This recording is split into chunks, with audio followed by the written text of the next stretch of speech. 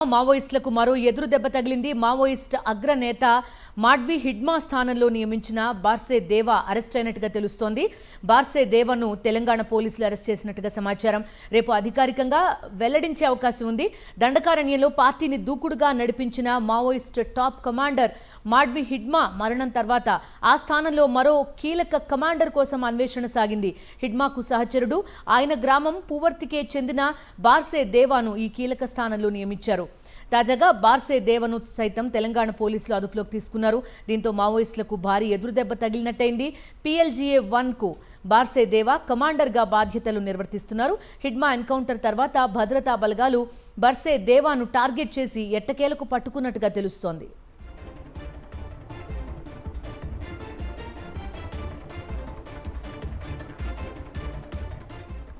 మావోయిస్టులకు మరో ఎదురు దెబ్బ. మావోయిస్ట్ అగ్రనేత హిడ్మా స్థానంలో నియమించిన బార్సే దేవా అరెస్ట్ అయినట్టుగా తెలుస్తోంది. బార్సే దేవను తెలంగాణ పోలీసులు అరెస్ట్ చేసినట్టుగా సమాచారం. రేపు అధికారిక ప్రకటన వచ్చే అవకాశం ఉంది.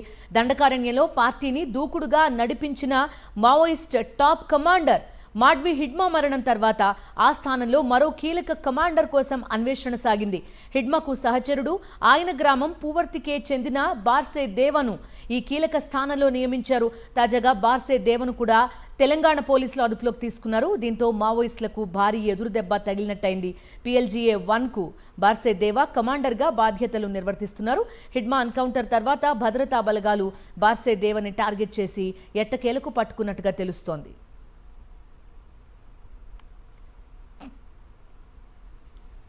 మాజీ ముఖ్యమంత్రి కేసీఆర్, మాజీ మంత్రి హరీష్ రావుపై CM Revanth Reddy hot comments చేశారు. తెలంగాణకు చేసిన అన్యాయానికి కేసీఆర్, హరీష్ రావును ఉరితీసిన పాపం లేదని తీవ్ర విమర్శలు చేశారు. వీరిద్దరూ మాజీ సీఎం కిరణ్ కుమార్ రెడ్డి కంటే దుర్మార్గులని మండిపడ్డారు. ఇక కేసీఆర్, హరీష్ రావు చేసిన తప్పులకు మిడిల్ ఈస్ట్ దేశాల్లో రాళ్లతో కొట్టేవారని సంచలన వ్యాఖ్యలు చేశారు సీఎం రేవంత్. జలాల విషయంలో చేసిన అన్యాయానికి హరీష్ రావు గారిని, కేసీఆర్ గారిని ఊరే తీసినా తప్పు లేదు. ఇదే మిడిల్ ఈస్ట్ కంట్రీస్ అయితే చౌరస్తాలనే ప్రజల చేత రాళ్లతో కొట్టించి చంపించుండే వాళ్ళు. మనది ప్రజాస్వామిక దేశం కాబట్టి ప్రజాస్వామ్య బద్ధంగానే ఎవరినైనా శిక్షించాలి కాబట్టి కసబును కూడా మనము చాలా రోజులు జైల్లో పెట్టి బిర్యానీ పెట్టి విచారణ చేసి ఉరి తీయాల్సి వచ్చింది. కసబ్కే అన్ని వసతులు ఉంటాయి, కేసీఆర్కి ఎన్ని ఉంటాయి మీకు తెలుసు కదా. అందులో సంపాదించిన సొమ్ముంది, ఎవరినైనా తెచ్చుకోగలుగుతారు న్యాయవాదులను. కేసీఆర్ గారికి ఆహ్వానం పలుకుతున్నా, శాసనసభలో చర్చ చేద్దాం. మేము ఓపెన్ మైండ్తో ఉన్నాం. మేము ఏమన్నా మా నిర్ణయాలలో లోపం ఉన్నా, మా నిర్ణయాలను సవరించుకోవడానికి ఏదన్నా ఉన్నా మీరు వచ్చి మాకు సూచన చేయండి, మీ అనుభవాన్ని మాకు ఇవ్వండి. క్యాలెండర్లు మారినా, సంవత్సరాలు మారినా కాంగ్రెస్ పాలన మారడం లేదన్నారు BRS working president KTR. Congress ప్రభుత్వంపై ఎన్నో ఆశలతో ఓటేసిన ప్రజల జీవితాల్లో మాత్రం ఎలాంటి మార్పు రాలేదని తీవ్రంగా విమర్శించారు ఆయన. క్యాలెండర్లు, డైరీలు మారుతూ ఉన్నాయి, క్యాలెండర్లో తేదీలు మారుతూ ఉన్నాయి, సంవత్సరాలు మారిపోతూ ఉన్నాయి. కానీ కాంగ్రెస్ ప్రభుత్వం మీద ఎన్నో ఆశలతో ఓట్లేసిన ప్రజల జీవితాల్లో మాత్రం గత 2 సంవత్సరాలుగా ఎలాంటి మార్పు రాలేదు. ఇంకా ఏమైనా మార్పు వచ్చింది అంటే తిరోగమనం వైపు ప్రయాణిస్తున్న ఈ సందర్భం స్పష్టంగా మనకు కనబడతా ఉన్నది. ముఖ్యంగా ఈరోజు మనం ఆలోచించాల్సింది, మనం ఇక్కడ వేడుకల్లో ఉన్నాం కానీ తెలంగాణ వ్యాప్తంగా రైతులు యూరియా దొరకక వేదనలో ఉన్నారు. చలికాలంలో ఈరోజు పొద్దునే నేను చూస్తూ ఉన్నా. చంద్రబాబు, లోకేష్ మధ్య సీఎం కుర్చీ కోసం పోరు జరుగుతోందన్నారు మాజీ ఎమ్మెల్యే TJR సుధాకర్ బాబు. లోకేష్తోనే చంద్రబాబుకు కుర్చీ గండం ఉందన్నారు. లోకేష్ లండన్లో ఉన్నాడని తెలిసి చంద్రబాబు తన విమానాన్ని మరో దేశానికి మళ్లించారని చెప్పారు. చంద్రబాబు, లోకేష్, పవన్ కళ్యాణ్ల ప్రత్యేక విమాన ఖర్చులను ప్రభుత్వం బయటపెట్టాలని డిమాండ్ చేశారు ఆయన. మీరు లండన్ వెళ్ళాలనుకున్నారు, కానీ అక్కడ మీ అబ్బాయి ఉన్నాడని మీకు తెలుసు. ఇప్పుడు అబ్బాయికి, నాన్నగారికి ఏమో తొందరగా నాన్నగారు మీరు దిగిపోతే నేను మరి ఎక్కాలి కదా, మన కుటుంబంలో ఒప్పందం అదే కదా అని రోజు ఘర్షణ జరుగుతుంది. మీ అందరికీ తెలిసిన చరిత్ర, నేను కొత్తగా చెప్పాల్సిన అవసరం లేదు. ఏ క్షణంలోనైనా చంద్రబాబు నాయుడు గారి కుర్చీకి లోకేష్ ద్వారానే గండం పొంచి ఉంది. చంద్రబాబు నాయుడు గారి కుర్చీకి గండం కాదు, ఆంధ్ర రాష్ట్రానికే గండం పొంచి ఉందని మనవి చేస్తున్నాను. అనంతపురం జిల్లా సింగనమల నియోజకవర్గంలో ఎల్లో తాలిబన్లు రెచ్చిపోయారు. ఎల్లనూరు వైఎస్ఆర్సీపీ జడ్పీటీసీ ప్రతాప్ రెడ్డిపై హత్యాయత్నానికి పాల్పడ్డారు. ప్రతాప్ రెడ్డిపై కర్రలు, రాడ్లతో దాడి చేశాయి పచ్చమూకలు. ప్రతాప్ రెడ్డి సహా 4గురికి తీవ్ర గాయాలయ్యాయి. న్యూ ఇయర్ వేడుకలు జరుపుకుంటుండగా టీడీపీ నేతలు అటాక్ చేశారు. దీంతో గాయాలతోనే పీఎస్ వద్ద బైఠాయించిన జడ్పీటీసీ కార్యకర్తలపై దాడి చేశాయి పచ్చమూకలు.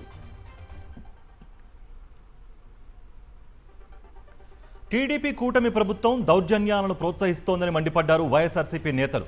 అనంతపురం జిల్లా వెన్నపూసపల్లిలో వైఎస్ఆర్సీపీ నేతలపై టీడీపీ గూండాలు దాడిని ఖండించారు. ఎల్లనూరు జడ్పీటీసీ బోగాతి ప్రతాప్ రెడ్డిని హతమార్చేందుకు యత్నించడం దుర్మార్గం అని అన్నారు. మాజీ మంత్రి శైలజానాథ్, వైఎస్ఆర్సీపీ రాష్ట్ర ప్రధాన కార్యదర్శి ఆలూరు సాంబశివారెడ్డి ప్రతాప్ రెడ్డి ఇంటికి వెళ్లి పరామర్శించారు. అసలు ఈ ప్రభుత్వం వచ్చిన తర్వాత లా అండ్ ఆర్డర్ అనేది ఎంత గాలి కొదిలేసినారో మనం రోజు చూస్తా ఉన్నాం. ఎక్కడా కూడా అంటే ఆ రెడ్ బుక్ రాజ్యాంగం అని రకరకాలుగా, అంటే ముఖ్యమంత్రి నుంచి డిప్యూటీ చీఫ్ మినిస్టర్ కావచ్చు, మంత్రులు కావచ్చు, సాక్షాత్ హోంమంత్రి కావచ్చు, వీళ్ళందరూ కూడా కేవలం మన ప్రభుత్వంలో మనం ఏమైనా చేయొచ్చు, మనం ఎవడు అడిగేవాడు ఉన్నాడు, ఏ పోలీసు మమ్మల్ని ఆపలేడు, మేము ఎవరినైనా కొడతాము, ఎవరినైనా నరుకుతాం, ఎవరినైనా చంపుతాం అనే ధోరణిలోకి వెళ్ళిపోయింది. మనం రోజు చూస్తాం. తెలంగాణ ప్రభుత్వం కీలక నిర్ణయం తీసుకుంది. 3 కార్పొరేషన్లుగా గ్రేటర్ హైదరాబాద్ను విభజించారు. జీహెచ్ఎంసీతో పాటు కొత్తగా జీసీఎంసీ, జీఎంఎంసీని ఏర్పాటు చేయనున్నారు. హైదరాబాద్ కార్పొరేషన్లో 150 డివిజన్లు, సైబరాబాద్లో 75, మల్కాజ్గిరిలో 75 డివిజన్లుగా ఏర్పాటు చేశారు. ఈ మేరకు త్వరలో అధికారిక ఉత్తర్వులు ఇవ్వనుంది తెలంగాణ ప్రభుత్వం.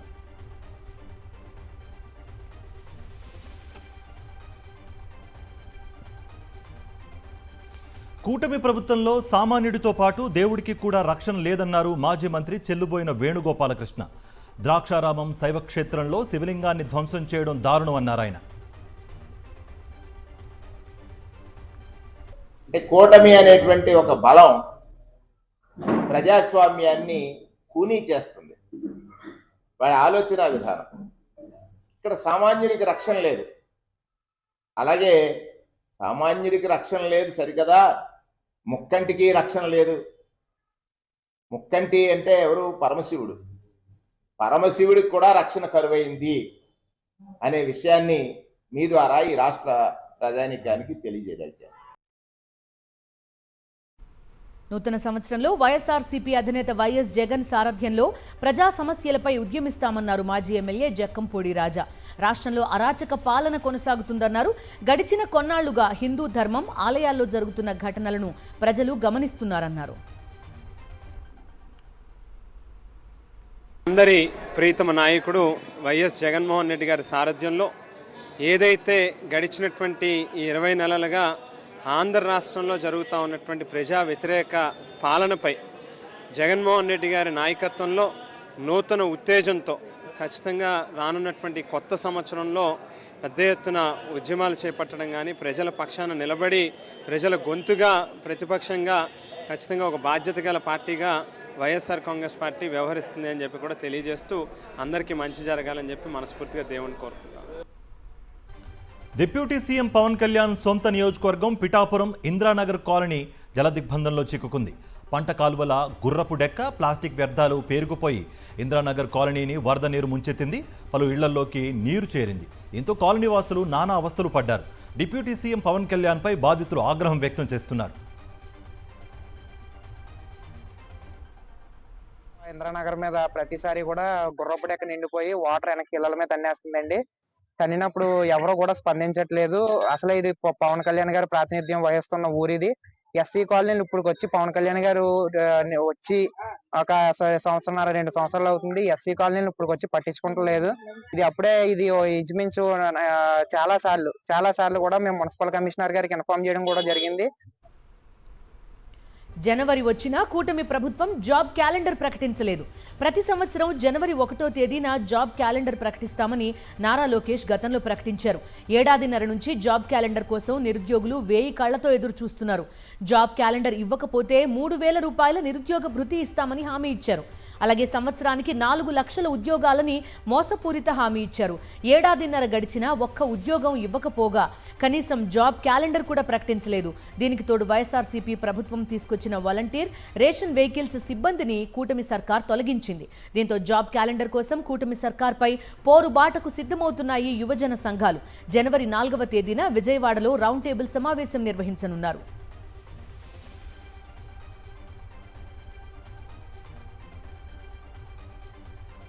తెలంగాణ సచివాలయ ఉద్యోగులకు ప్రభుత్వం కొత్త ఐడి కార్డులు ఇచ్చింది. నకిలీ ఉద్యోగులను అరికట్టేందుకు కొత్తవి పంపిణీ చేసింది. ఐడి కార్డుపై సచివాలయం, తెలంగాణ తల్లి ఫోటోలను ముద్రించారు.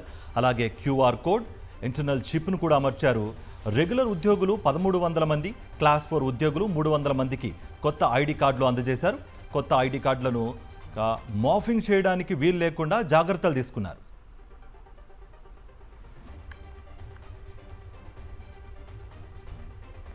యాదగిరిగుట్ట ఆలయ ఈవో వెంకట్రావు రాజీనామా సంచలనంగా మారింది.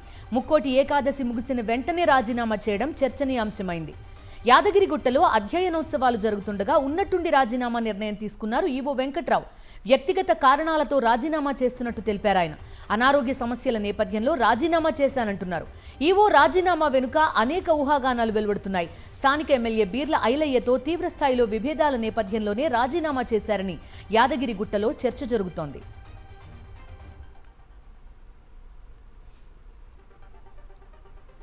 ఏపీలో 2025 డిసెంబర్ నెలలో మద్యం అమ్మకాలు గణనీయంగా పెరిగాయి. డిసెంబర్ 1 నుంచి 31 వరకు 2767 కోట్ల మద్యం అమ్మకాలు జరిగినట్లు ఎక్సైజ్ అధికారులు వెల్లడించారు. గతేడాది డిసెంబర్లో 2568 కోట్లు ఉండగా ఈసారి 8% పెరిగింది. ప్రత్యేకంగా డిసెంబర్ 29, 30, 31 తేదీల్లో అమ్మకాలు భారీగా పెరిగాయి. ఈ 3 రోజుల్లో మాత్రమే 543 కోట్ల రూపాయల విలువైన మద్యం విక్రయాలు జరిగాయి. 2024లో అమ్మకాలు 336 కోట్లు మాత్రమే ఉంది.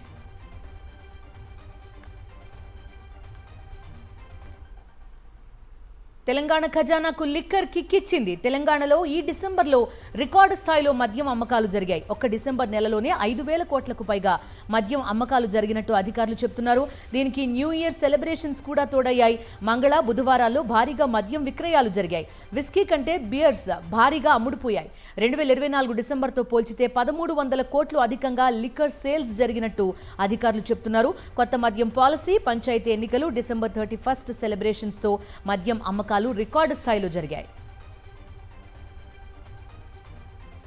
న్యూ ఇయర్ సందర్భంగా హైదరాబాద్లో చేపట్టిన డ్రంక్ అండ్ డ్రైవ్లో మందుబాబులు భారీగా పట్టుబడ్డారు. హైదరాబాద్లో 1198 డ్రంక్ అండ్ డ్రైవ్ కేసులు నమోదయ్యాయి.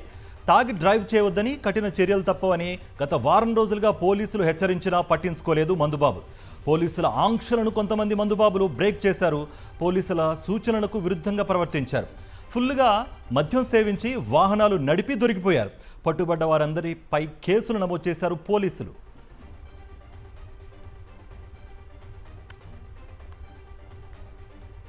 న్యూ ఇయర్ సెలబ్రేషన్స్ పై ఈగిల్ టీం పంజా విసిరింది. హైదరాబాద్ పబ్బుల్లో ఈగిల్ టీమ్స్ రైడ్ చేశాయి. 51 మంది అనుమానితులకు డ్రగ్స్ టెస్ట్ చేశారు అధికారులు. వారిలో 5గురికి పాజిటివ్గా తేలింది. పట్టుబడ్డ వారిలో 4 డీజే ప్లేయర్స్ ఉన్నట్టుగా పోలీసులు తెలిపారు. Buffalo Wild Wings DJ operator Sridhar drugs తీసుకున్నట్టుగా నిర్ధారణ లాగింది. అలాగే Sherlock DJ player David, Illusion DJ player Tanveer, Wave pub drummer మణిభూషణ్కి డ్రగ్స్ పాజిటివ్ వచ్చింది. దీంతో పోలీసులు వారిని అదుపులోకి తీసుకుని విచారిస్తున్నారు. రంగారెడ్డి జిల్లా రాజేందర్ నగర్లో గంజాయి మొక్కలు సాగు గుట్టురట్టయింది. కిస్మత్పూర్లో ఓ ఇంట్లో రాజేందర్ అనే వ్యక్తి 6 నెలలుగా గంజాయి మొక్కలు సాగు చేస్తున్నాడు. ఆయుర్వేద మొక్కల చాటున గంజాయి సాగు చేసి స్థానిక యువతకు రహస్యంగా గంజాయిని విక్రయిస్తున్నాడు. పక్కా సమాచారంతో పోలీసులు దాడులు నిర్వహించి ఉత్తరప్రదేశ్కు చెందిన నిందితుడు రాజేందర్ను అదుపులోకి తీసుకున్నారు. హైదరాబాద్ జగద్గిరిగుట్టలో జరిగిన న్యూ ఇయర్ వేడుకల్లో విషాదం నెలకొంది. మద్యం సేవించి బిర్యానీ తిన్న 17 మంది అస్వస్థతకు గురయ్యారు. ఇందులో ఒకరు మృతి చెందగా 15 మంది ఆసుపత్రిలో చికిత్స పొందుతున్నారు. జగద్గిరిగుట్ట పిఎస్ పరిధి భవానీనగర్లో ఘటన జరిగింది. ఫుడ్ పాయిజనింగ్ జరిగి ఉండొచ్చని పోలీసులు అనుమానిస్తున్నారు.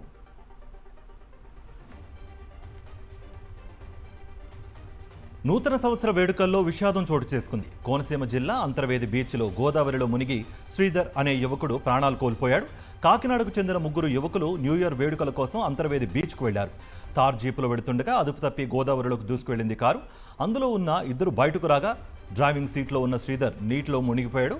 రెస్క్యూ ఆపరేషన్ చేసి పోలీసులు జీపును వెలికి తీయడంతో డ్రైవింగ్ సీట్లోనే శ్రీధర్ మృతదేహం లభ్యమైంది.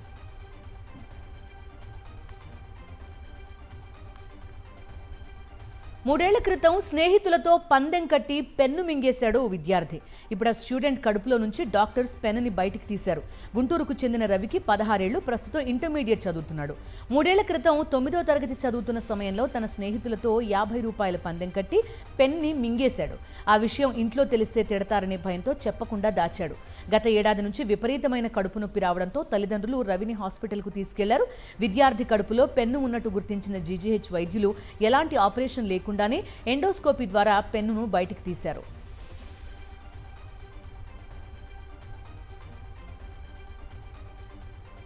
ఏలూరు జిల్లా రమణక్కపేటలో అమానుష ఘటన వెలుగులోకి వచ్చింది. ప్రేమ పెళ్లి చేసుకున్న ఓ యువకుడిపై యువతి బంధువులు విచక్షణారహితంగా దాడి చేశారు. కారుకొల్లు గ్రామానికి చెందిన ఓ యువతిని అదే గ్రామానికి చెందిన యువకుడు ప్రేమించి పెళ్లి చేసుకున్నాడు. పెళ్లికి పెద్దలు ఒప్పుకోకపోవడంతో తల్లిదండ్రులకు తెలియకుండా యువతిని గుడిలో పెళ్లి చేసుకున్నాడు సాయి చంద్. పెళ్లి ఫోటోలను సోషల్ మీడియాలో పోస్ట్ చేశాడు. ఈ విషయం తెలుసుకున్న యువతి బంధువులు ఆ యువకుడిని స్తంభానికి కట్టి కొట్టారు. అనంతరం యువతిని బలవంతంగా కారులో ఎక్కించుకుని తీసుకువెళ్లిపోయారు. ఇక ముసునూరు మండలం రమణక్కపేటలో ఈ ఘటన చోటు చేసుకుంది.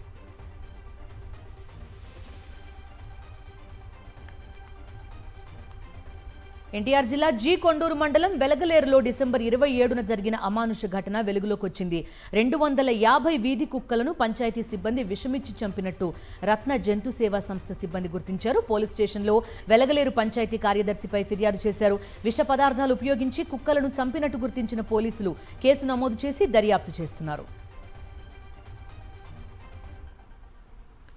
మెదక్ జిల్లా రామాయంపేట ప్రభుత్వ ఆసుపత్రిలో వైద్యులు లేక రోగులు తీవ్ర అవస్థలు పడుతున్నారు. ఆసుపత్రికి వచ్చిన పేషెంట్లకు స్వీపర్లు, అటెండర్లతో చికిత్స చేయిస్తున్నారు. ప్రతిరోజు 4 డాక్టర్లు విధుల్లో ఉండాల్సి ఉండగా ఒకే డాక్టర్ అందుబాటులో ఉన్నారు. ఆటో బోల్తా పడి గాయాలై ఆసుపత్రికి వచ్చిన 8 మందికి అటెండర్, స్వీపర్ కుట్లు వేశారు. ఉన్నతాధికారులు స్పందించి పూర్తిస్థాయి వైద్య సిబ్బందిని నియమించాలని రోగులు డిమాండ్ చేస్తున్నారు. ఆర్థికంగా బలంగా ఉన్న వారిని అమాయకులను టార్గెట్గా చేసుకుని హనీ ట్రాప్ చేస్తున్న ముఠాని మెట్పల్లి పోలీసులు అరెస్ట్ చేశారు. జగిత్యాల జిల్లాలో ఈ తరహా మోసాలు ఎక్కువవుతున్న నేపథ్యంలో కేసును పోలీసులు ఛేదించారు. ఈ ముఠాకు నాయకత్వం వహిస్తున్న రౌడీ షీటర్ కోరుట్ల రాజ్ కుమార్ సహా 3 నిందితులను అరెస్టు చేయగా మరో 3 పరారీలో ఉన్నట్టు పోలీసులు వెల్లడించారు. పార్వతీపురం మన్యం జిల్లా దుగ్గిలో ఏనుగులు బీభత్సం సృష్టిస్తున్నాయి. గ్రామంలో సంచరిస్తూ స్థానికులను భయాందోళనకు గురిచేస్తున్నాయి. అనపకాయ పంటను ధ్వంసం చేశాయి. మరికొద్ది రోజుల్లో పంట చేతికొస్తుంది అనగా ఏనుగులు నాశనం చేయడంతో రైతు తీవ్ర ఆవేదనకు గురవుతున్నాడు. ఏనుగులు గ్రామాల్లోకి రాకుండా పంటలను ధ్వంసం చేయకుండా ఫారెస్ట్ అధికారులు చర్యలు తీసుకోవాలని స్థానికులు కోరుతున్నారు.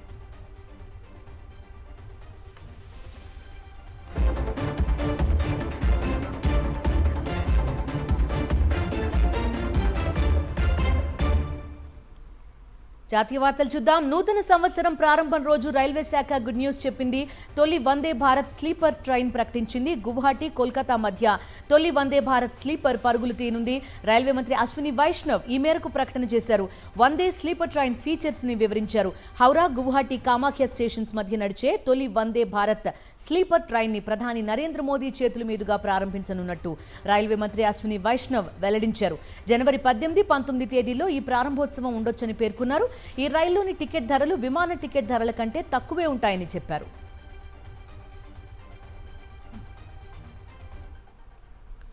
మంచు దుప్పటి కప్పుకున్న పర్వతాలు, వెండి వెలుగుల్లా మెరిసిపోతున్న పచ్చిక బయళ్లు, స్వర్గాన్ని తలపిస్తున్న సీనిక్ బ్యూటీ.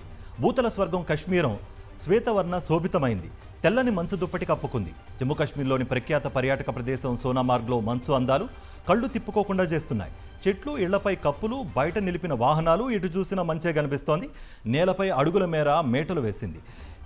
కొత్త ఏడాది సంబరాల కోసం సోనామార్గ్కు వెళ్లిన పర్యాటకులు ఆ హిమ సోయగాలకు మైమరిచిపోతున్నారు. మంచులో కేరింతలు కొడుతూ ఎంజాయ్ చేస్తున్నారు.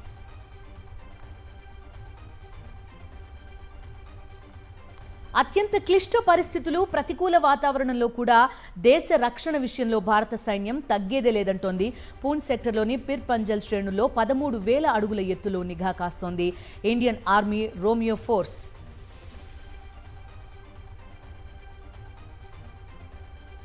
హిమాచల్ ప్రదేశ్లోని మనాలి మంచుమయమైంది. ఎటువైపు చూసినా కనుచూపు మేరలో హిమపాతమే దర్శనమిస్తోంది.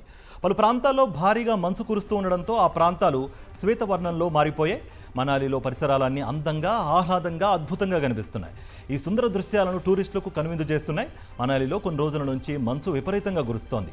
సన్నటి దూది పింజల్లా రాలుతున్న మంచును యాత్రికులు ఎంజాయ్ చేస్తున్నారు.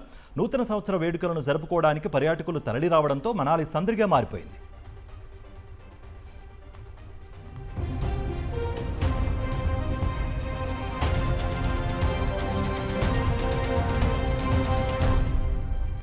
అంతర్జాతీయ వార్తలు చూద్దాం. నెదర్లాండ్స్ న్యూ ఇయర్ వేడుకల్లో అగ్ని ప్రమాదం జరిగింది. ఆమ్స్టర్డామ్లోని క్యాథలిక్ చర్చ్లో మంటలు చెలరేగాయి. దీంతో 50 మీటర్ల ఎత్తైన చర్చ్ టవర్ కుప్పకూలిపోయింది. 1880లో నిర్మించిన పురాతన క్యాథలిక్ చర్చ్లో ఈ ప్రమాదం జరిగింది. సమాచారం అందుకున్న ఫైర్ సిబ్బంది మంటలు అదుపు చేస్తున్నారు. ప్రస్తుతం సహాయక చర్యలు కొనసాగుతున్నాయి. నూతన సంవత్సర వేడుకల వేళ స్విట్జర్లాండ్లో పెను విషాదం చోటు చేసుకుంది. ప్రముఖ స్కీ రిసార్ట్ నగరం క్రాన్స్ మొంటానాలో ఒక బార్లో భారీ పేలుడు సంభవించింది. ఈ ఘటనలో 40 మంది మృతి చెందారు. మరో 100 మందికి పైగా గాయపడ్డట్టుగా సమాచారం. బార్లో నూతన సంవత్సర వేడుకలు జరుగుతుండగా అర్ధరాత్రి 1:30 ఈ పేలుడు సంభవించింది. పేలుడు దాటికి భారీగా మంటలు చెలరేగే. సమాచారం అందుకున్న పోలీసులు, రెస్క్యూ సిబ్బంది ఘటనా స్థలానికి చేరుకుని సహాయక చర్యలు చేపట్టారు. క్షతగాత్రులను ఆసుపత్రికి తరలించారు. ఈ ఘటనలో ఉగ్రకుట్ర లేదని అధికారిక వర్గాలు వెల్లడించాయి. కల్లోల బంగ్లాదేశ్లో మైనారిటీలపై దాడులు ఆగడం లేదు. ముఖ్యంగా హిందువులే టార్గెట్గా విద్వేష దాడులు పెరిగిపోతున్నాయి. తాజాగా షరియత్పూర్లో ఒక హిందూ వ్యక్తిపై అటాక్ జరిగింది. చిన్న మెడికల్ షాప్ నడుపునే కొక్కన్ చంద్రదాస్పై దాడి చేశారు దుండగులు. కత్తులతో పొడిచి పెట్రోల్ పోసి నిప్పంటించారు. అతన్ని ఇంటిని కూడా కాల్చేశాడు. ప్రస్తుతం కొన ప్రాణంతో హాస్పిటల్లో చికిత్స పొందుతున్నాడు బాధితుడు. న్యూయార్క్ మేయర్గా జోహ్రన్ మమ్దాని ప్రమాణ స్వీకారం చేశారు. మాన్హాటన్లోని ఓ చారిత్రక సబ్వే స్టేషన్లో ఈ కార్యక్రమం జరిగింది.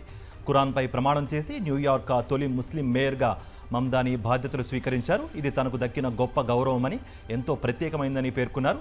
డెమోక్రటిక్ అయిన జోహ్రన్ ప్రమాణ స్వీకార కార్యక్రమాన్ని ఆయన స్నేహితురాలు New York attorney general Letitia James నిర్వహించారు.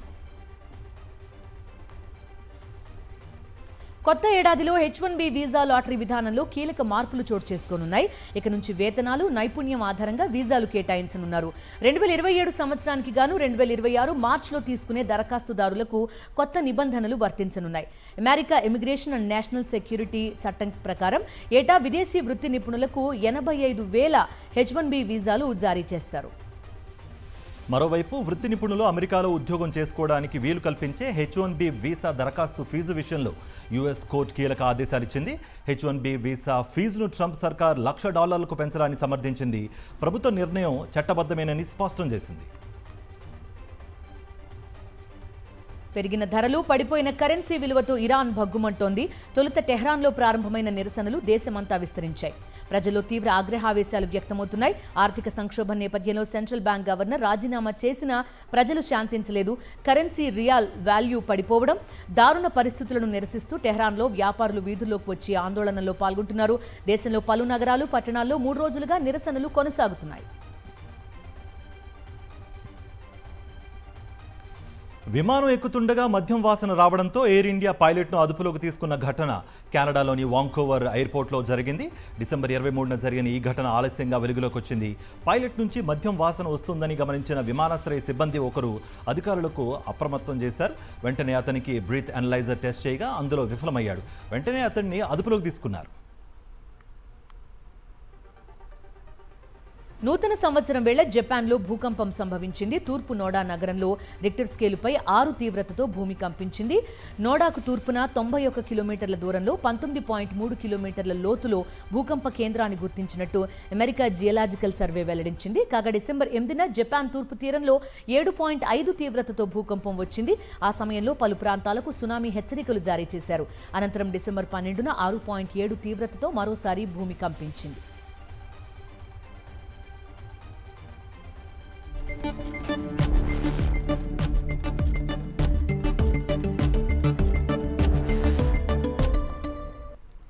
Business business updates. దేశంలో వస్తు సేవల పన్ను వసూళ్లు స్థిరంగా కొనసాగుతున్నాయి. డిసెంబర్ నెలలో మొత్తంగా 1.74 లక్షల కోట్ల వసూళ్లు నమోదయ్యాయి. గత ఏడాదితో పోలిస్తే 6.1% వృద్ధి మాత్రమే నమోదైంది. జీఎస్టీ రేట్ల కోత కారణంగా దేశీయ విక్రయాల నుంచి వచ్చే వసూళ్లు నెమ్మదించినట్లు కేంద్రం వెల్లడించింది.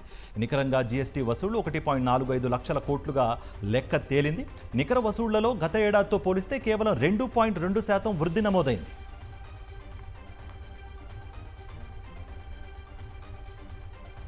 దేశీయ స్టాక్ మార్కెట్ సూచీలు ఫ్లాట్గా ముగిశాయి. మార్కెట్ని ముందుకు నడిపించే అంశాలేవీ లేకపోవడంతో సందడి వాతావరణం పెద్దగా కనిపించలేదు. సిగరెట్లపై ఫిబ్రవరి 1 నుంచి 40% జీఎస్టీ అమలవుతుందని కేంద్రం నిర్ణయం తీసుకోవడంతో ఐటీసీ షేర్లు 9% మేర కుంగాయి. ఏజీఆర్ బకాయిలపై కేంద్ర కేబినెట్ మారటోరియం ప్రకటన నేపథ్యంలో వోడాఫోన్ ఐడియా షేర్లు నేడు 8% మేర లాభపడ్డాయి. సెన్సెక్స్ 32 పాయింట్ల నష్టంతో 85,188 వద్ద స్థిరపడగా నిఫ్టీ 16.95 పాయింట్ల లాభంతో 26,146 వద్ద ముగిసింది. కొత్త సంవత్సరం తొలి రోజునే బంగారం ధరలో పెరుగుదల కనిపించింది. గత 3 రోజుల బ్యారిష్ ట్రెండ్కు బ్రేకులు చెబుతూ పసిడి ధర స్వల్పంగా పెరిగింది. 24 క్యారెట్ల 10 గ్రాముల పసిడి ధర ₹170 పెరిగి 1,30,060కి చేరుకోగా 22 క్యారెట్ల 10 గ్రాముల బంగారం ధర ₹150 పెరిగి 1,23,800కు చేరుకుంది. మరోవైపు వెండి ధర మాత్రం మరింతగా తగ్గింది. కిలో వెండి రేటు ₹1,000 తగ్గి 2,56,000కు చేరుకుంది.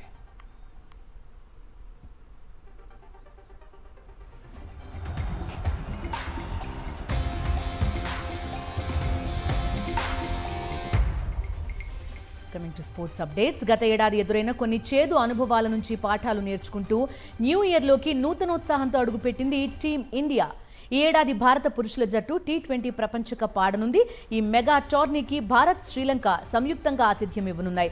2024లో పొట్టి కప్ని సొంతం చేసుకున్న భారత జట్టు ఈసారి కూడా టైటిల్ని నిలబెట్టుకోవాలని లక్ష్యంగా పెట్టుకుంది. 2026లో టీమిండియా 5 టెస్టులు మాత్రమే ఆడనుంది. ఇందులో 4 విదేశీ గడ్డపైనే ఆడనుంది. జనవరిలో న్యూజిలాండ్తో, ఫిబ్రవరిలో 7 నుంచి మార్చి 8 వరకు T20 ప్రపంచ కప్ ఆడనుంది టీమ్ ఇండియా. జూలైలో ఇంగ్లాండ్తో, సెప్టెంబర్, అక్టోబర్లో బంగ్లాదేశ్తో, అక్టోబర్, నవంబర్లో న్యూజిలాండ్తో టెస్ట్ మ్యాచ్, డిసెంబర్లో శ్రీలంకతో వన్డే T20లు ఆడనుంది.